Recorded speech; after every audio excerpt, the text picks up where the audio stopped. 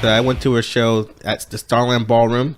The one and only Less Than Jake, the Ska-Punk band, and 4 Years Strong joined forces, playing a show, East Coast tour, and they played at Starland Ballroom, like I said, and it's just like, all right, we're getting two totally different genres in a way. So it's kind of like the best of Ska-Punk and the best of getting in touch with your feelings punk. You're very true, but you have no idea the intensity and the precision that a band like 4 Years Strong has. If you want to go light with your hardcore, this is the band to listen to. Anyway, I kind of miss the days of when there would be like different genres of bands on a bill instead of like everyone sounding the same. So that takes me back to like the 90s and stuff, or like the alternative music of like Lollapalooza, where like you could go to a quote unquote hardcore show and an emo band would open, and there would be a pop punk band and a death metal band and then a hardcore band closing out. This is exactly what that show was like in a way, but I will preface this where it's,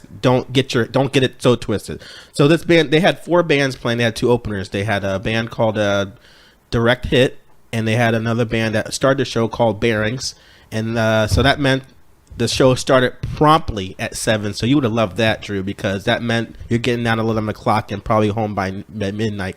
So Bearings comes on first, and they're like a Canadian Indian, like a indie rock band that kind of dabbles in like emo and light post-hardcore.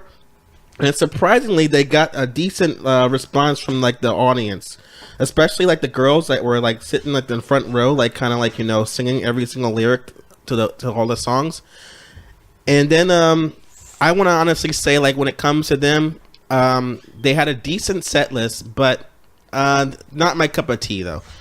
So I can't really knock them too much. They did what they're supposed to do, but not really into them. But they did a good job of getting the crowd warmed up.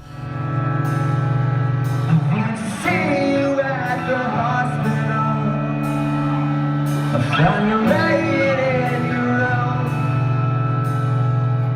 I stood by your bedside every night, did my best to comfort you.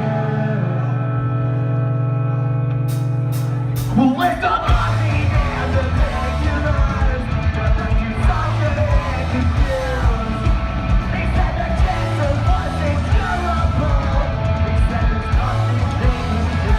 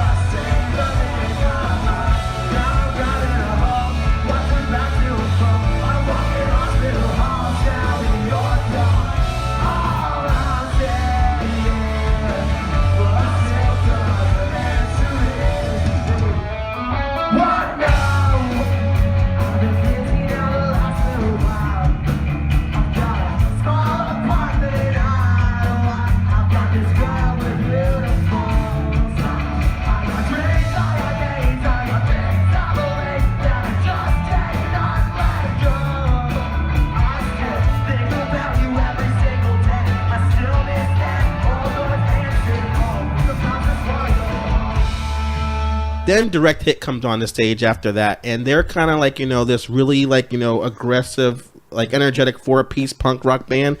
And despite the fact that they're on Fat Records, I'm really impressed how... I didn't even know Fat Records still exists. Yeah, that's been around for a long time, and they're still going, signing bands, stuff like that. But what surprises me about them is they don't have like the typical like 90s like Fat Records sound of like your lag wagon on them. Like the bands that like they're signing now, like not like a NoFX type of thing. Yeah, the guys Fat Mike is signing bands like them. They got like Flatliners. They got a girl band called Bad Cop, and they're just putting different like styles into like the punk rock. So I really liked how the label is like blossoming into other like styles of like punk rock, so which is skate punk sound.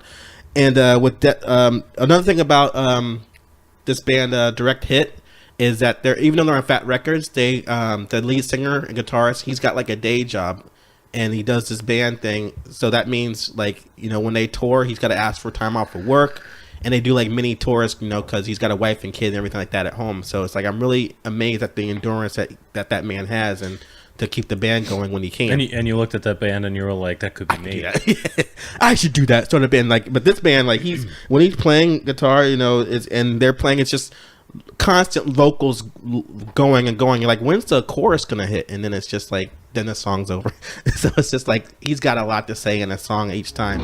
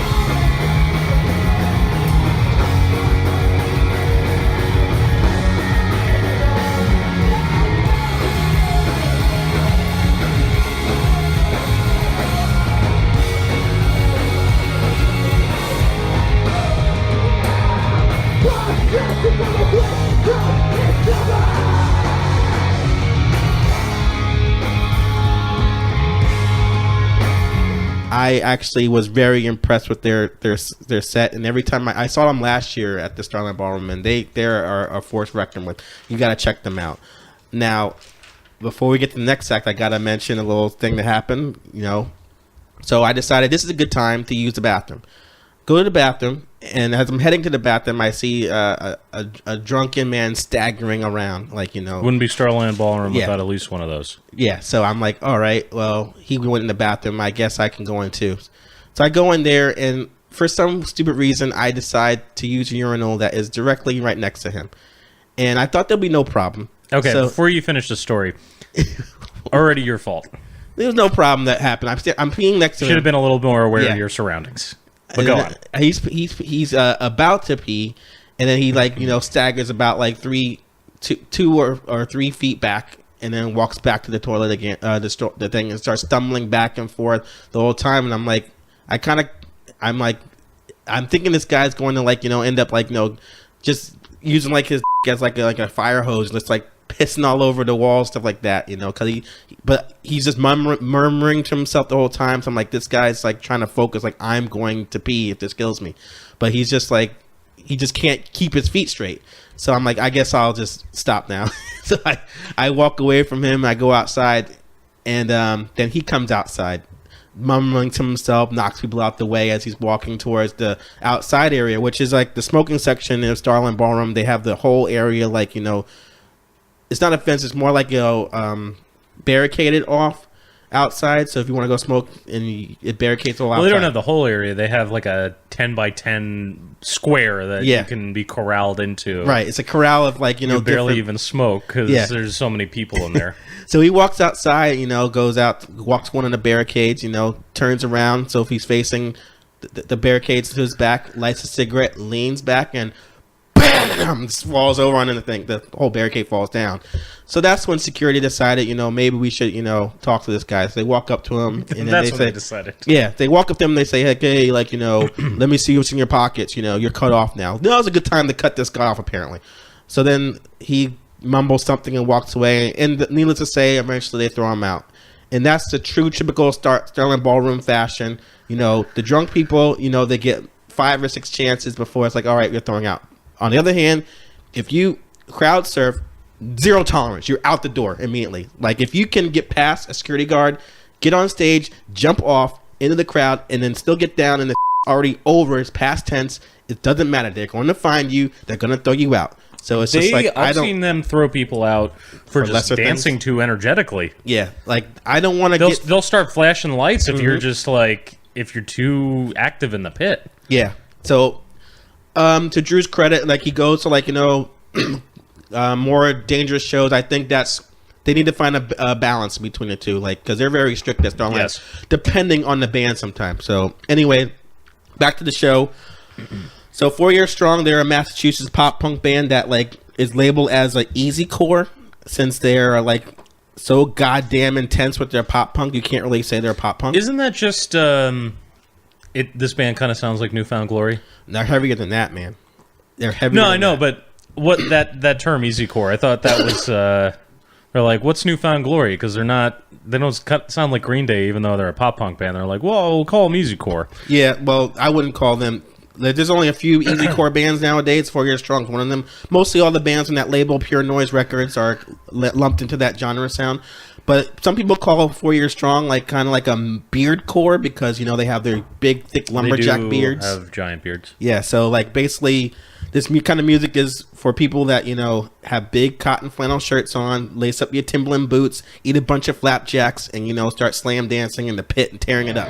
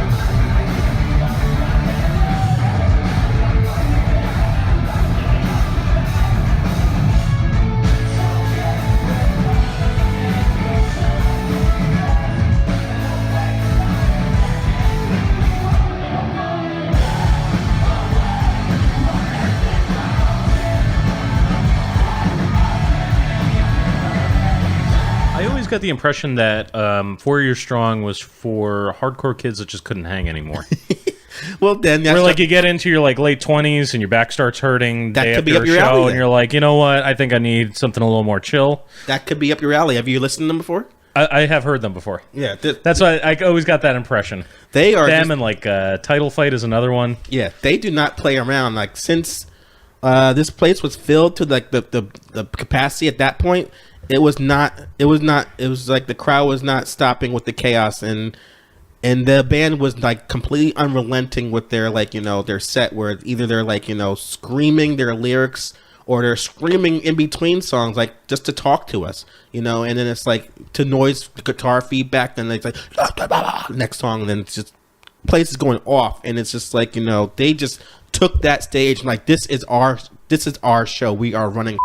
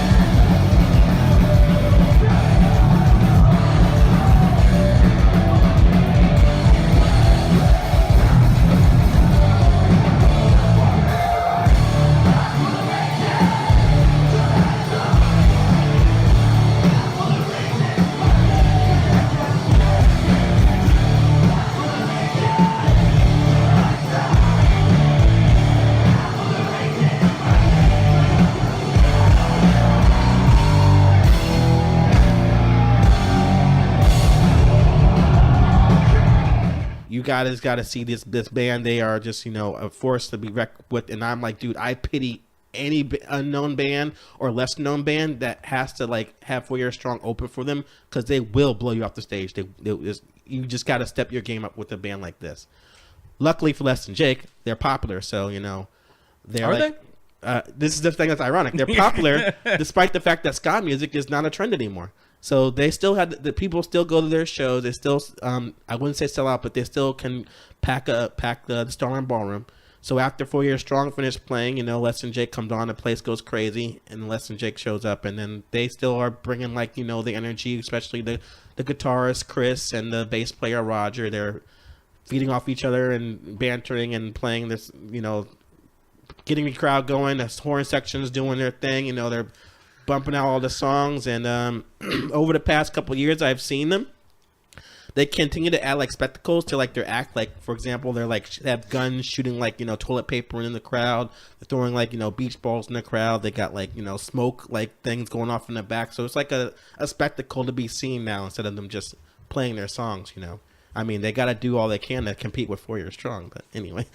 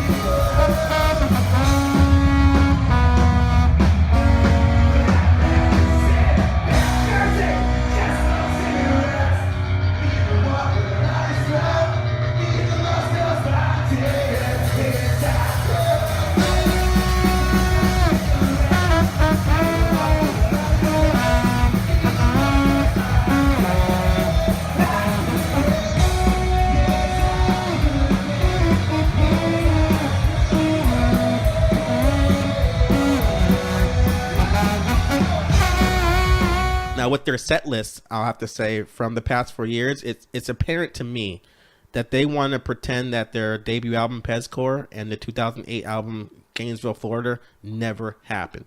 It's like they don't play anything from those albums for some reason. Are those albums not particularly well liked by fans? They are. The first album, people will scream, like, play this song, and I understand, like, bands look at it like, you know, hey, we could play a deep cut off of our first album just to appease this one diehard fan, or we could play the hits and have everybody sing along, and we go back and forth, which is what they do. They play the hit songs from the bigger known albums, and also they have like they played a couple newer songs that they were nice enough to playfully scold us for not buying. You know, they would say like, oh, this song, you would have bought it if we put it on our older albums, but we're gonna play this song because it's good, and then they play it. So, like, you know, it seems the band is practicing for like their like side thing as a stand-up comedians, because they decided to, like, you know, talk in between every song, or like, you know, banter with each other. Like every time a song ends, like, you know, Chris would take the cordless mic and walk around and, like, you know, just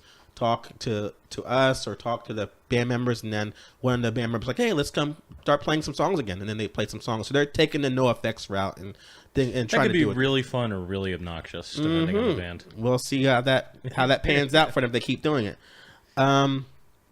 So all in all, had a blast, because whenever you see Less Than Jake, they put on a really fun show. Any Less Than Jake show, you know, have a good time. So definitely check out Less Than Jake when they're in your town, and by all means, like, you know, travel outside of your state to see 4 Years Strong play.